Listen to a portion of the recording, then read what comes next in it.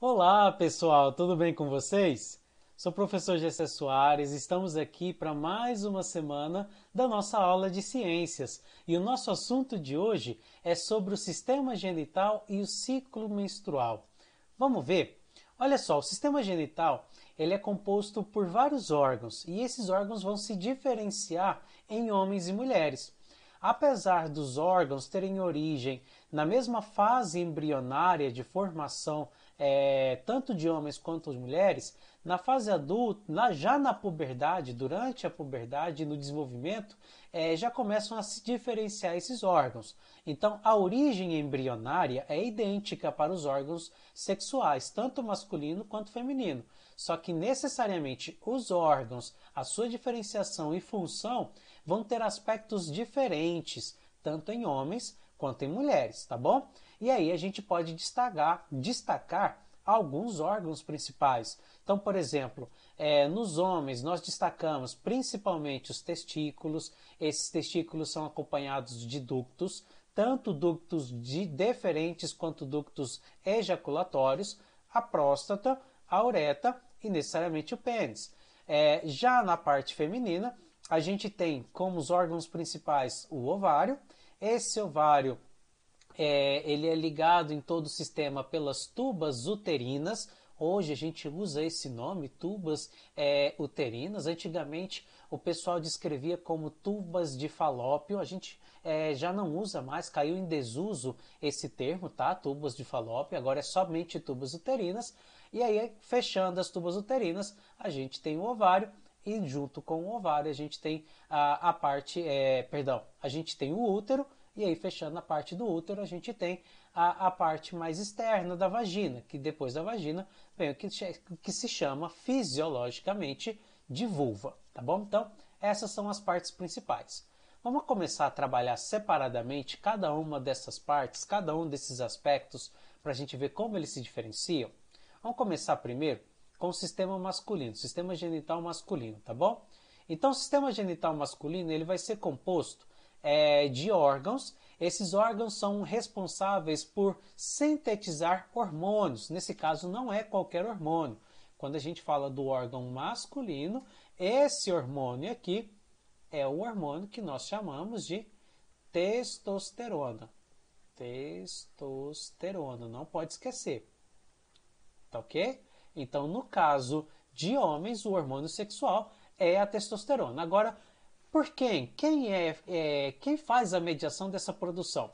A gente sabe que independente de homens e mulheres, todo o organismo humano ele é controlado pelo sistema hipotálamo-hipófise. A parte do hipotálamo, do sistema nervoso, é que vai comandar a hipófise e a hipófise é que vai mandar a produção, a secreção de alguns outros hormônios. Os hormônios sexuais são os hormônios LH e o hormônio FSH, tá bom? Então, primeiro, esses hormônios vão agir nos testículos, no caso dos homens, tá bom? Os testículos vão começar a sintetizar o hormônio testosterona. Então, primeiro, eu tenho a ação do LH e do FSH nos testículos.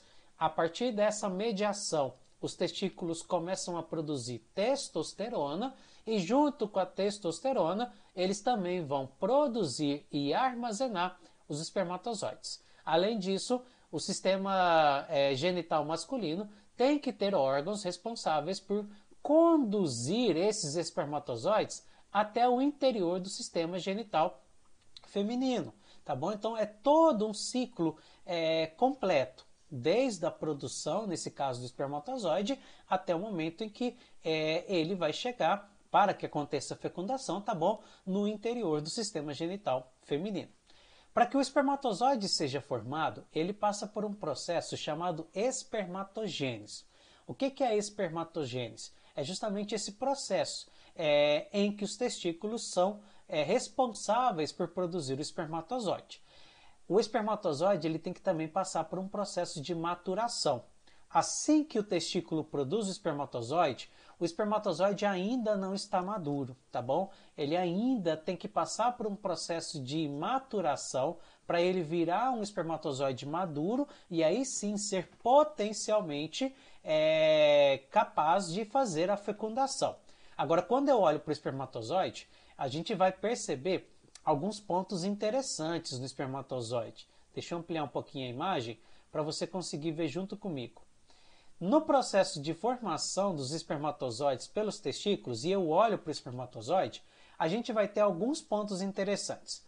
Começando aqui pela cauda. Essa parte da cauda ela vai ser responsável pela movimentação. Durante o processo, para o processo de fecundação, então lá quando a gente trabalha todo o ciclo reprodutivo em conjunto, na hora que acontece o ato sexual, o homem fica com um pênis ereto. O pênis ereto, ele tem uma vascularização maior, aumenta-se o fluxo sanguíneo, tá bom? E aí, como o fluxo sanguíneo aumenta e atinge-se o ponto de excitação, acaba que por ejaculação é liberado o espermatozoide no interior da vagina na mulher.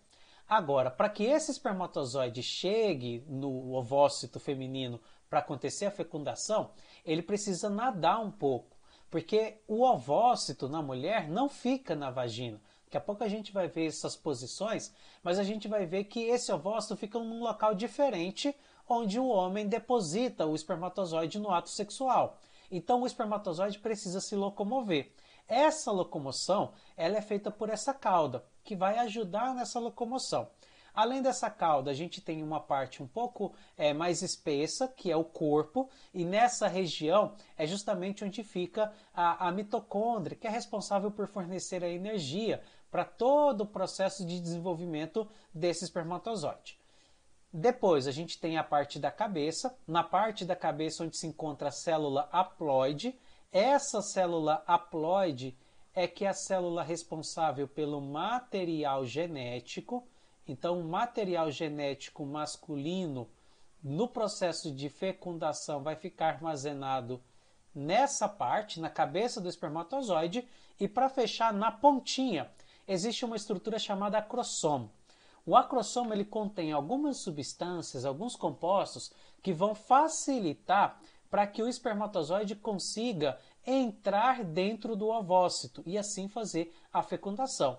Então, depois que o espermatozoide se locomove, caminha por todo o sistema genital feminino até o lugar onde ele vai encontrar o ovócito, quando encontra o ovócito, para que ele consiga entrar no ovócito também, ele vai precisar desse acrossomo, porque o acrossomo vai ter substâncias que vão facilitar essa entrada. Bacana? Então, aqui a gente tem esse processo, que é todo o processo de formação do espermatozoide.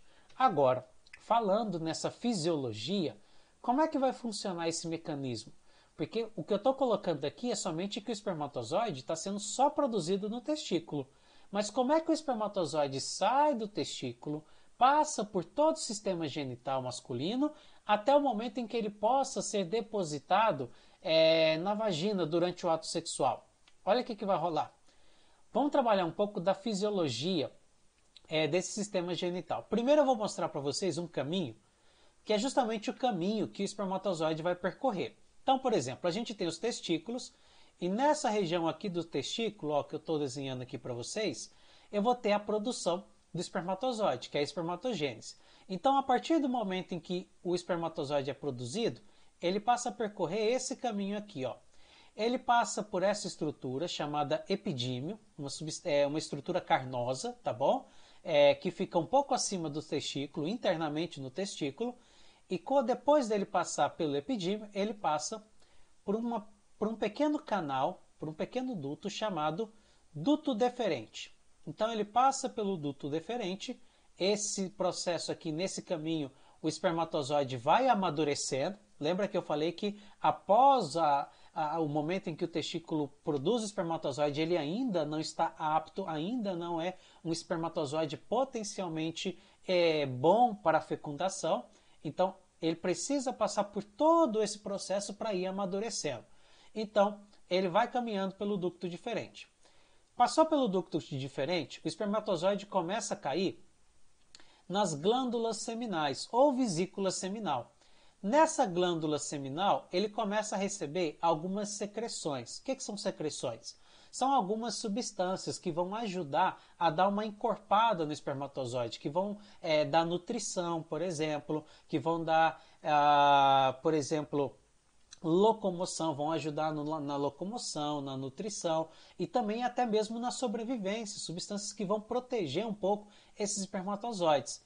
Passa da vesícula, ainda recebe algumas outras secreções, algumas outras substâncias da próstata, passa pelo ducto ejaculatório até chegar na glândula bulbouretral. Nessa glândula bulbouretral é a minha etapa final do espermatozoide receber substâncias que vão ajudar na sua locomoção, ajudar na sua nutrição, no seu desenvolvimento e até mesmo na sua sobrevivência. Passado dessa glândula bulbouretral, esse espermatozoide vai chegar até o canal da uretra. O canal da uretra é o canal interno que já tem no pênis. Essa parte aqui já é uma parte mais externa. Então ele chega aqui na uretra, e aí chegou na uretra, esse é o nosso ponto onde ele pode, onde ele vai conseguir ser mandado para fora, e ele é mandado para fora a partir da ejaculação. Bacana? Então a gente tem todo esse caminho que o espermatozoide vai percorrer, tá? Lembrando que o ducto, por exemplo, de xixi e o ducto da liberação do espermatozoide são canais diferentes. Apesar tanto do xixi quanto do espermatozoide sair pela ponta do pênis, a gente tem vasos diferentes, tem caminhos diferentes, tá ok? O espermatozoide ele sai por todo esse ducto diferente, tá bom? E o xixi ele vai sair por um outro caminho, que a gente pode ver aqui de outra cor, ó. Tem até outra cor aqui, que é o outro caminho por onde sai. Esse outro caminho aqui tem outro sistema, que é o sistema renal, onde sai a água do xixi, por exemplo. Bacana? Então vamos colocar alguns pontos principais para a gente não esquecer. Qual que é a função do testículo? Produzir espermatozoide, nesse caso, tá bom? Não só isso, produz outros hormônios também. Produz testosterona, por exemplo. Então produz o espermatozoide. Espermatozoide. Vamos colocando aqui. Bacana? Esse espermatozoide vai passar por todo um sistema, que é o sistema do epidímio, ducto diferente e o ducto ejaculatório.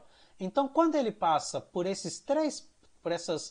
por todo esse processo aqui, ó, vamos colocar aqui por todo esse processo, deixa eu simbolizar melhor. Por toda essa parte, vesícula seminal, próstata, ducto ejaculatório e glândula bulbouretral, o que ele vai acontecer? O espermatozoide recebe secreções. Secreções são pequenas, são substâncias, são compostos, tá bom? O que essas secreções ajudam? Vamos anotar aqui embaixo um pouco a função dessa secreção, antes da gente partir para o próximo tópico. Deixa eu dar uma diminuída na tela, para a gente conseguir visualizar ainda toda essa parte aqui. Vamos lá, só um momentinho aqui, agora sim. Então, quando ele passa por tudo isso daqui, qual é a função das secreções? Vamos anotar aqui embaixo, para você não esquecer essa função que é importantíssima. Secreções, vou colocar no plural, né? Tem que colocar no plural. Secreções. Essas secreções são substâncias, são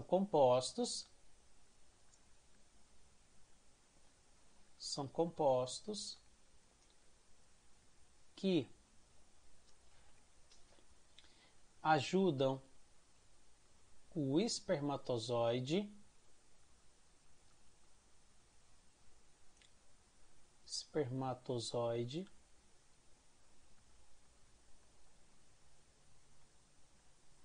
na locomoção, nutrição,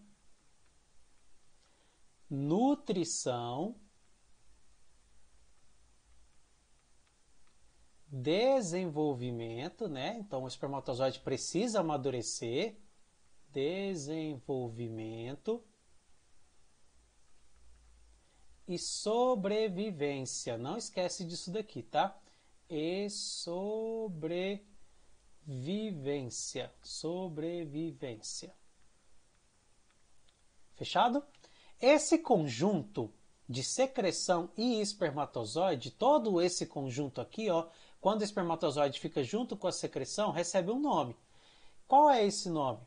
Esse nome é chamado de sêmen. Então, o sêmen é o conjunto do espermatozoide junto com as secreções que vão permitir que o espermatozoide tenha locomoção, tenha nutrição, tenha desenvolvimento e consiga sobreviver tanto no sistema masculino quanto no sistema feminino, depois que aconteceu o ato sexual. Bacana? Passado disso, ele passa para a uretra, então o sêmen vai para a uretra até que ele consegue chegar na parte exterior, e nessa parte exterior ele só é liberado a partir de um processo chamado ejaculação. Então, durante a ejaculação, o homem, através de todo o funcionamento do seu sistema reprodutor, consegue liberar esse sêmen. Fechado? Então tá aqui essa pequena fisiologia dessa parte aqui masculina. Agora vamos para a parte feminina. A parte feminina ela vai ser composta também pela mesma lógica por órgãos responsáveis por produzir hormônios, sintetizar hormônios. Só que no caso do sistema feminino, quem são esses hormônios? Quais são esses hormônios aqui, ó, que a gente tanto dá importância? Agora a gente passa a ter 2 hormônios. Você vê o tanto que a mulher é importante nesse processo, bem mais importante do que o homem. No sistema genital, esses hormônios são, vamos copiar aqui, ó, não pode esquecer, estrógeno e o outro hormônio se chama progesterona. Então agora a gente passa a ter para a mulher 2 hormônios sexuais atuando, estrógeno e progesterona. Agora, quem é que comanda a produção desses hormônios? Também os hormônios sexuais, que são os hormônios LH e FSH. Olha que bacana! Os mesmos hormônios que atuam tanto em homens quanto mulheres têm atuação nessa produção de hormônios sexuais. Então, tem LH e tem FSH tanto em homem quanto mulher. E a função desses 2 hormônios é a mesma, sintetizar os hormônios sexuais. Qual vai ser a diferença?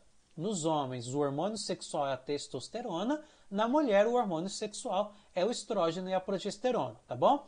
Agora, a partir do momento em que é produzido estrógeno e progesterona, isso vai também influenciar para que os ovários, que é a parte principal aqui, possam produzir os ovócitos maduros, não óvulo, tá bom? Não óvulo, chama-se ovócito maduro. E aí também eu vou ter todo um sistema adequado para receber esse ovócito maduro, para segurar ele um pouco, também para receber o espermatozoide e aí, se acontecer, a fecundação, para também todo o desenvolvimento do feto até o seu nascimento. Quais são as partes principais desse sistema feminino? Então, no sistema feminino, a gente vai analisar de 2 formas. Internamente, eu tenho os ovários, que é a glândula específica, não é? Então, o ovário produz o ovócito que vai amadurecendo, a mesma explicação, tá bom? O ovócito precisa passar por algumas transformações, precisa receber algumas coisas para ficar maduro e ficar apto para poder ser fecundado. Além disso, depois dos ovários, nós temos as tubas uterinas, porque são 2 de cada lado. Ao final das tubas uterinas, nós temos o útero. Daqui a pouco a gente vai falar um pouco melhor sobre a composição do útero. No útero, a gente tem a parte final, que é o colo do útero, até que ele desemboca na vagina. Tudo aqui é um sistema cartilaginoso muscular, tá bom? Que dilata com facilidade. Olhando de perfil, além desses órgãos, quando a gente olha para a parte final, que é já mais a parte externa da vagina, a gente vai ter a presença da vulva, que é o aspecto externo da vagina. E aí essa vulva, ela é formada pelo clítoris, pelos lábios menores, lábios maiores, tá bom? A gente tem toda essa parte aqui. Então, essa é toda a fisiologia que ocorre aqui.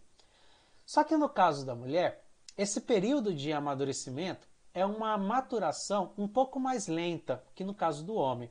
A maturação no homem ela é um pouco mais rápida. Só que essa velocidade também não tem ligação com eficiência, tanto que o homem acaba produzindo muito mais espermatozoides, que são os órgãos sexuais, que são, perdão, as células sexuais masculinas, do que a mulher produz ovócito. A mulher ela produz um ovócito só maduro, a cada ciclo menstrual. Enquanto o homem, para cada ejaculação, ele produz vários espermatozoides. Muito pelo fato da maior parte dos espermatozoides não conseguirem atravessar todo o sistema genital feminino até encontrar o óvulo. Porque o óvulo, para você ter uma ideia, o ovócito feminino, ele fica nessa região aqui, ó, das tubas uterinas. E quando acontece o ato sexual, o sêmen é depositado bem aqui, ó, na região da vagina.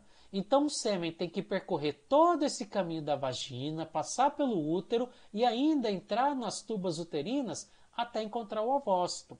Agora, como que acontece esse período de maturação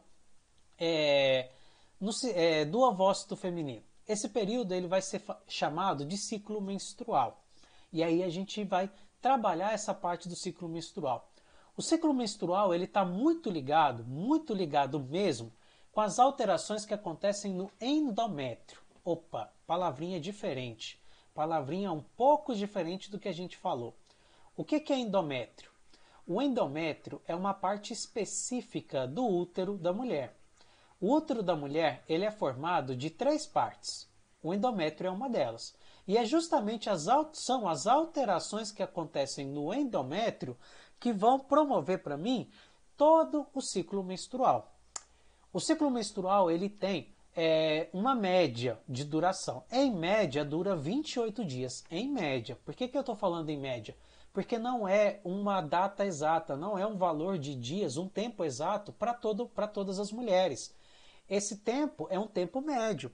Porque esse ciclo menstrual ele pode ter uma variação de 24 até 35 dias. Isso vai depender de mulher para mulher, vai depender também da taxa hormonal da mulher, idade influencia nisso. Para você ter uma ideia, até mesmo ações psicológicas podem influenciar na mudança do tempo desse ciclo menstrual. Mas o ciclo menstrual ele é considerado sempre como começando no primeiro dia da menstruação, então a partir do primeiro dia que desce a menstruação, que começa o sangramento na mulher, até o outro primeiro dia da próxima menstruação. Então todo esse tempo, do primeiro dia da menstruação até o outro primeiro dia da próxima menstruação, é o ciclo menstrual. Esse ciclo menstrual vai ser dividido em 3 etapas: fase pré-ovulatória, fase ovulatória e fase menstrual. Então a gente tem 3 etapas que vão compor todo esse ciclo menstrual. Lembrando que quando nós falamos de um tempo médio de 28 dias, não significa que toda mulher tem esse tempo de menstruação. Tem os 28 dias de ciclo menstrual. Perdão, menstruação não. De ciclo menstrual. Vai depender de mulher para mulher. Como as alterações são do endométrio, antes da gente ir para a próxima parte, deixa eu mostrar para vocês como que é essa composição. Então, todo o ciclo menstrual ele está dividido nas alterações do endométrio.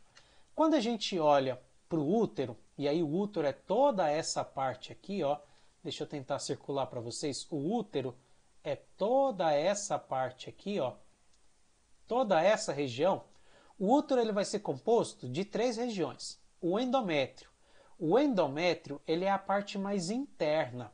Essa é a parte mais interna do útero. Nós temos o miométrio. O miométrio ele é formado por um tecido muscular. E a última parte é o perimétrio, que também vai ser um tecido muscular que possui uma grande deformação. No ciclo menstrual, nós vamos observar uma maior transformação justamente do endométrio, que é a parte mais interna do útero. Então, são as modificações na característica do endométrio que vão ditar as fases do ciclo menstrual. Agora, vamos começar a trabalhar como que essas fases ocorrem. Vamos lá. A primeira fase é uma fase que a gente chama de fase pré-ovulatória. Ela tem início após o final da menstruação. Então, lembrando que o ciclo menstrual começa com o primeiro dia da menstruação, quando a menstruação desce, tá bom? Então, após o período da menstruação, começa a minha fase pré-ovulatória. Nessa fase pré-ovulatória, eu tenho um aumento no tamanho, na espessura desse endométrio. Então, o endométrio começa a ficar mais grosso e começa a ficar mais vascularizado. O que significa mais vascularizado? Ele começa a receber maior taxa de sangue, maior quantidade sanguínea, para poder aumentar de tamanho, para poder aumentar essa espessura. Agora, todo esse desenvolvimento, esse aumento na espessura e esse aumento na vascularização, ele é influenciado por um hormônio específico. Esse hormônio específico é o hormônio FSH. Então, na primeira fase do ciclo menstrual, que é a fase pré-ovulatória, nós temos uma atuação do hormônio FSH. Agora, como que esse hormônio FSH vai atuar nessa fase? Olha só, nessa fase, esse hormônio FSH, ele vai induzir, vai estimular a síntese de estrógeno lá nos ovários. Então, os ovários vão começar a produzir uma taxa maior de estrógeno, influenciado por esse hormônio FSH.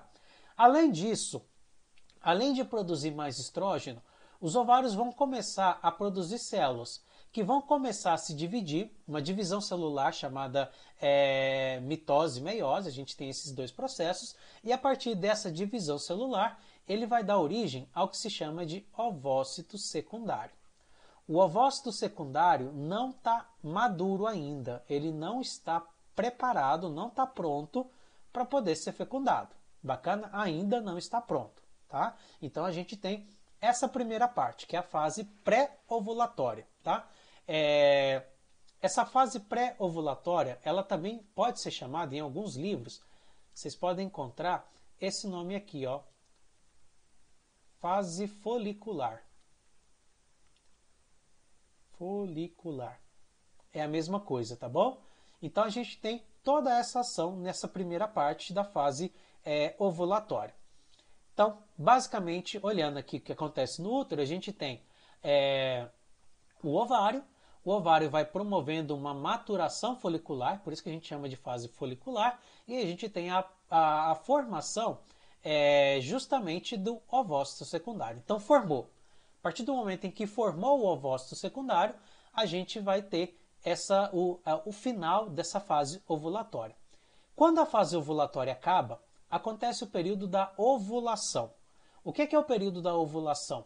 O período da ovulação é justamente quando o ovócito secundário ele é liberado. Ele sai do ovário e vai para a tuba uterina. Então ele começa a cair na tuba uterina. Esse processo, esse período, esse momento em que o ovário sai, que o ovócito secundário sai do ovário e vai para a tuba uterina, a gente chama de ovulação. Depois que a ovulação acontece, olha o nome, pré-ovulatória, pós-ovulatória. Então, antes da ovulação, depois da ovulação. Depois que acontece a ovulação, começa a nossa fase pós-ovulatória. O que acontece na fase pós-ovulatória? Então, já falei para vocês que ela acontece depois da ovulação e depois desse momento da ovulação, agora eu vou ter uma atuação de um outro hormônio. O hormônio que vai atuar agora é um hormônio chamado LH. E qual é a função desse hormônio LH nos ovários?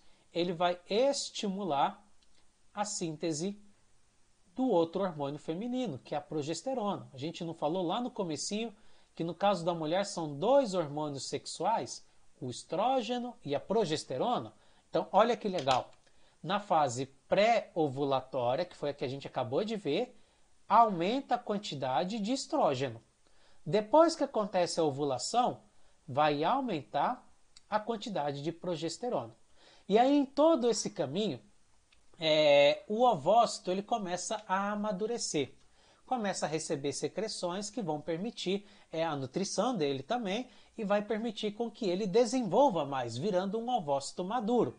Além disso, o que acontece no endométrio? Aqui no endométrio eu tenho a espessura dele no seu tamanho máximo, na sua capacidade máxima. Olha a diferença nas imagens. Olha só, Vou voltar aqui a imagem só para você ver. Olha aqui para mim. Na fase pré-ovulatória, o endométrio ainda está pequeno. Deixa eu dar uma pintada nele aqui, ó. Na fase pré-ovulatória, olha o tamanho da parede do endométrio. Ainda está pequeno. Ainda está pequeno. Já na fase pós-ovulatória, olha o tamanho em que o endométrio fica. Ele fica no seu tamanho máximo. Deixa eu tentar colocar de outra cor aqui para ver se sobressai para vocês entenderem. Agora vai dar para ver melhor, ó. Olha o tamanho que está o endométrio, olha o tamanho da camada em que ele vai ficando. Se a gente comparar lá com a parte de cima, lá na parte de cima, deixa eu apagar aqui, ó, você vai ver que a gente está com uma camada bem fina. Não dá nem para pintar direito, ó. Está uma camada bem fina de endométrio. Então, na fase pós-ovulatória, ele vai estar com o seu tamanho máximo. Esse é o seu tamanho máximo. E nessa fase aqui, nós vamos ter justamente o que a gente chama de ovócito maduro. Nesse ponto aqui, o ovócito está preparado para receber um espermatozoide para fecundação, tá? Então, ele vai dividindo, chega o momento em que ele ficou maduro, está no seu ponto maior de maturação, acabou, está preparado para receber o espermatozoide. A última parte é a fase menstrual. A fase menstrual ela só vai acontecer se o ovócito maduro não for fecundado. A partir do momento em que esse ovócito não é fecundado por um espermatozoide, e essa fecundação acontece nas tubas uterinas, ó, muito importante, a fecundação não é em qualquer lugar. Ela acontece nas tubas uterinas, tá bom? A partir do momento em que esse ovócito maduro não é fecundado, o organismo feminino, o organismo da mulher, vai mandar ele embora do corpo. E para mandar ele embora do corpo, o endométrio vai passar por uma descamação. Ele vai começar a perder. Olha como aqui na nossa imagem o endométrio está descamando, ó. Ó como ele está desprendendo. E é justamente essa descamação que leva ao sangramento que ocorre na menstruação. Esse sangramento varia em torno de 50 até 150 ml de sangue, de desprendimento. Muito por conta do endométrio ter muita vascularidade, muita vascularização, muita taxa sanguínea. Então, por isso que é acompanhado desse período de sangramento. Acabou o período de sangramento, volta ao novo ciclo menstrual. Então, aqui a gente tem o final do ciclo menstrual. Só para a gente finalizar, olha o que acontece com as taxas de hormônios durante o período menstrual. Então, a gente tem um gráfico aqui em cima que mostra só a quantidade de hormônio. Veja bem que primeiro tem um ponto maior de estrógeno, que é a fase pré-ovulatória. Depois a gente tem uma taxa maior de progesterona, que é a nossa fase pós-ovulatória, tá bom? E aí atuando junto o LH e o FSH. E aí a última imagem é o tamanho do endométrio. Olha o tamanho do endométrio que a gente tem, ó. Se você quiser puxar aqui uma setinha, essa imagem aqui de baixo é o tamanho, é a espessura, melhor, já que a gente está trabalhando com essa palavra, é o que nós chamamos de espessura do endométrio. Então veja bem que no primeiro dia, que é o período do sangramento do ciclo menstrual, ele começa a diminuir porque está no ponto maior, vai diminuindo, ele vai sofrer uma descamação. Depois disso, ele começa a aumentar de novo de tamanho, até chegar no ponto maior, que é da fase ovulatória, tá bom? Então tá aqui a nossa aula de hoje, pessoal. Então resolvam os exercícios com atenção, tá bom? E aguardo vocês na semana que vem. Um forte abraço para vocês, se cuidem e fiquem com Deus. Tchau, tchau, pessoal!